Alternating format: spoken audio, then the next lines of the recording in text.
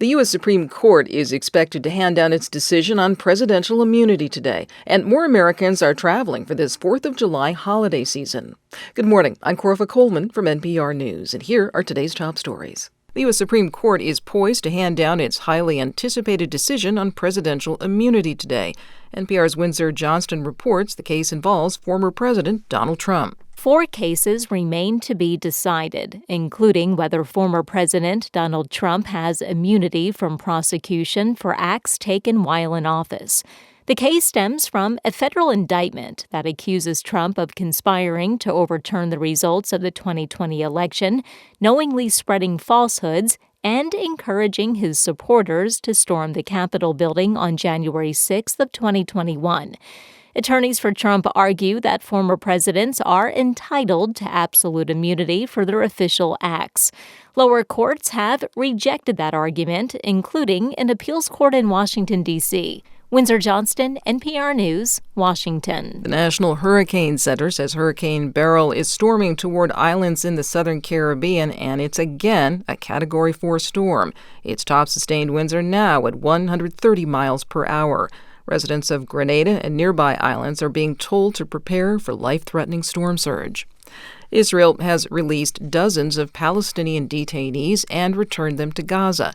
This includes the director of Gaza's main hospital. Their release has sparked outrage from some in Israel's government.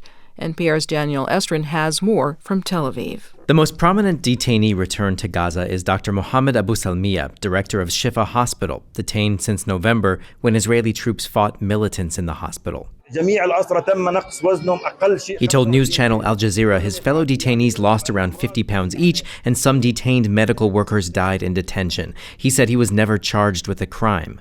Israeli authorities say they will investigate allegations of abuse. The detainees were released as part of an ongoing Supreme Court case brought by Israeli human rights groups alleging abuse in the facility. Israeli authorities say they began transferring the detainees to other jails, but jails are running out of room, so they freed Gaza detainees who posed a low security risk. Daniel Estrin, NPR News, Tel Aviv. More Americans are traveling for this 4th of July holiday week. The motoring group AAA estimates that nearly 71 million people will travel for the holiday time period.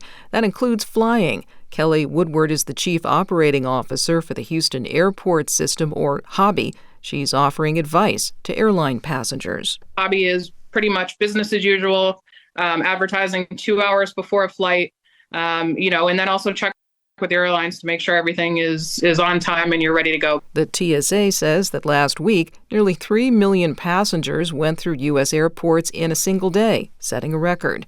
The TSA expects to reach a new record this week.